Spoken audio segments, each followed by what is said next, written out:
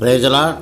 దేవునికి స్తోత్రం. క్రీస్తుని దేవుని బిడ్డలారా, ఉదయకాలమున ప్రభువైన యేసు క్రీస్తు వారి శ్రేష్టమైన నామమున మీ అందరికీ శుభాభివందనాలు తెలియజేస్తున్నాను.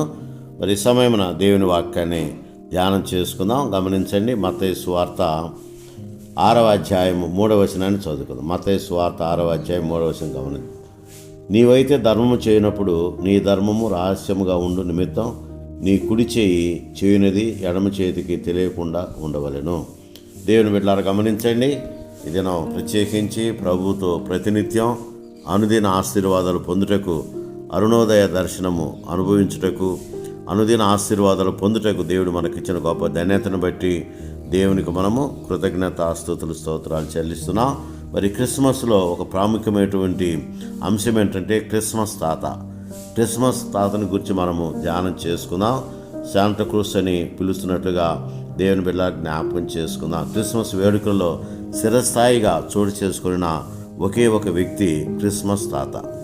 ఆయన్ను శాంతాక్రూస్ అని పిలుస్తున్నట్టుగా చూస్తున్నాం. ఈ పాత్ర ఎంతో గొప్పది. ఈయన యొక్క ముఖ్య పాత్ర ఏంటంటే బహుమానాలు ఇచ్చుట, బహుమతులు పంచుట అనే విషయాన్ని దేవుని బిడ్డ జ్ఞాపకం చేసుకున్నాం. క్రిస్మస్ తాత బహుమతులు పొందే వారి దగ్గర నుండి ఏమేమి ఆశించకుండా ఆయనే అందరికీ బహుమానాలు ఇచ్చుట దేవుడు ఆయనకి ఇచ్చిన గొప్ప భాగ్యము, ధన్యతని దేవుని బిడ్డలారా జ్ఞాపకం చేసుకుందాం. క్రిస్మస్ తాత అసలు పేరు సెయింట్ నికోలస్. లూసియా దేశంలోని పత్రాసను పట్టణంలో క్రీస్తు శకము 300 సంవత్సరంలో ఆయన జన్మించినట్లుగా చరిత్ర మనకు తెలియజేస్తుంది. ఈయన తండ్రి బిషప్, తల్లి పేరు ఆమె భక్తిపరురాలు. నికోలస్ బాల్యం నుండి కూడా దేవుని యందు భయభక్తులు కలిగినవాడు. ఆటపాటలంటే చాలా ఇష్టం. దైవవాక్యం చోట్లో శ్రద్ధ చూపించేవాడు. ఆయన బాల్య ప్రాయంలోనే తల్లిదండ్రులు ఇరువురు కూడా ప్రభు దగ్గరికి వెళ్ళారు, చనిపోయారు. వారు ఏకైక కుమారుడైన నికోలస్కు విస్తారమైన ఆస్తి సమకూర్చి పెట్టి వారు ప్రభు దగ్గరికి వెళ్ళారు. బాలుడైన నికోలస్ ఈ ధనాన్ని లక్ష్య పెట్టలేదు. ధనం ఇచ్చినను దాన్ని లక్ష్య పెట్టకుడి. కీర్తన గ్రంథం 62వ అధ్యాయం 10వ వచనంలో చెప్పబడిన రీతిగా తన ధనరాశిని ఆయన ఏమాత్రం కూడా లెక్క చేయలేదు. ఇంకొకరి తెలియకుండా పంచిపెట్టుటే తన ధ్యేయమని ఆయన అనుకున్నాడు. అందుకే నీవైతే ధర్మం చేయనప్పుడు నీ ధర్మము రహస్యముగా ఉండు నిమిత్తం నీ కుడి చేయి చేయనిది ఎడమ చేతికి తెలియకుండా వలనని మత్తయి సువార్త 6:3లో మనం చూస్తున్నాం. నిజమే దేవుని బిడ్డలారా, గమనించండి, దేవుడు ఎన్నుకున్నాడు, ఏర్పాటు చేసుకున్నాడు. క్రిస్మస్ వచ్చిందంటే ఆయన తన యొక్క శైలిలో ఒక ప్రత్యేకమైనటువంటి ఆకారంలో డ్రెస్సులో ఆయన అందరికీ కనిపించి క్రిస్మస్ శుభాకాంక్షలు చెబుతాడు.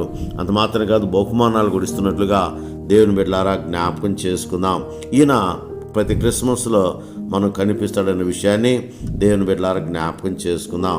కనుక దేవుని బిడ్డ గమనించండి, దేవుని యొక్క సన్నిధిలో, దేవుని యొక్క సముఖములో ఆయన దేవుని యొక్క చిత్తానికి లోబడి, దేవుని ఆజ్ఞకు లోబడి, దేవుని యొక్క మాటకు లోబడి ఆయన దాన ధర్మాలు చేసే వ్యక్తిని దేవుని బిడ్డలారా జ్ఞాపకం చేసుకుందాం. అందుకనే ఎవరికి తెలియకుండా ఆయన దాన ధర్మాలు చేసేవాడని దేవుని బిడ్డలారా జ్ఞాపకం చేసుకుందాం. ఆయన జీవితంలో జరిగినటువంటి ఒక విషయం మీకు నేను తెలియజేస్తాను. ఒక బీదవానికి 3 కుమార్తెలు ఉన్నారు. వారికి వివాహం చేయుటకు తగిన వనరులు లేక ఆయన ఎంతగానో మరి బాధపడి బానిసలుగా అమ్మివేయాలని అనుకున్నాడు. అయితే ఆ సంగతి నికోలస్కు అనగా క్రిస్మస్ తాతకు తెలిసింది. ఆ రాత్రి వేళ మరొకరి కంటి కనబడకుండా, మరొక చెవికి వినబడకుండా డబ్బు మరియు బంగారం నింపబడిన ఒక సంచిని ఆ బీదవాని ఇంట్లో కిటికీ గుండా అతడు పారవేసినట్లుగా చూస్తున్నాం. నిజమే దేవుని బిడ్డలారా, గమనించి ఈ రీతిగా ఎవరికి తెలియకుండా ఆయన బహుమతులు ఇస్తాడు. ఈరోజు నీకు నాకు కూడా ఆయన బహుమతులు ఇచ్చే దేవుడని దేవుని బిడ్డలారా జ్ఞాపకం చేసుకుందాం. మరి తెలియకుండా బహుమతులు ఇచ్చేవాడు. అంత మాత్రమే కాదు, దేవుని బిడ్డలారా గమనించండి, ఆయన తెలియకుండా డబ్బు సంచిని రాత్రివేళ ఎవరు ఇస్తున్నారు? ఆ బీదవాడు దాన్ని రహస్యంగా తెలుసుకొని ఇచ్చినట్టుగా దేవుని బిడ్డలారా జ్ఞాపకం చేసుకుందాం. కనుక నికోలస్ అనతి కాలంలోనే బిషప్ అయిపోయాడు. తర్వాత ఆర్చ్ బిషప్ కూడా అయ్యాడు. తర్వాత ఆయన దేవుని ఎద్దకు వెళ్ళినట్టుగా చూస్తున్నాం. క్రీస్తు శకము 343వ సంవత్సరం డిసెంబర్ నెల 6వ తేదీన ఆయన మరణించినట్టుగా చూస్తున్నాం. కనుక దేవుని బిడ్డలారా గమనించండి, ఈ రీతిగా మరి క్రిస్మస్ తాత మనందరికీ బహుమానాలు పంచేవాడని జ్ఞాపకం చేసుకుని ఆయన యందు మనమందరం కూడా నిరీక్షణ ఉంచుదాం. మరి క్రిస్మస్ వచ్చిందంటే క్రిస్మస్ తాత మనందరి కోసం బహుమానాలు అందజేస్తున్న విషయాన్ని జ్ఞాపకం చేసుకొని ఆయన సన్నిధిలో మనం ముందుకు సాగాలని ఈ క్రిస్మస్ దినాల్లో క్రిస్మస్ తాతను జ్ఞాపకం చేసుకొని మనమందరం కూడా అనేకులకు క్రిస్మస్ కానుకలు బహుమానాలుగా ఇవ్వాలని, బహుమతులుగా ఇవ్వాలని, బహుమానముగా మనం పంచాలన్న విషయాన్ని మనం జ్ఞాపకం చేసుకున్నట్టుకు ఒక చక్కని సందేశాన్ని క్రిస్మస్ తాత మనకు అందిస్తున్నట్లుగా దేవుని బిడ్డలకు జ్ఞాపకం చేసుకుని ముందుకు సాగినట్లు పరిశుద్ధాత్మ దేవుడు తన కృపలతో నింపి దీవించి బలపరిచి బలమైన కార్యాలు జరిగించును గాక. Amen. May God bless you.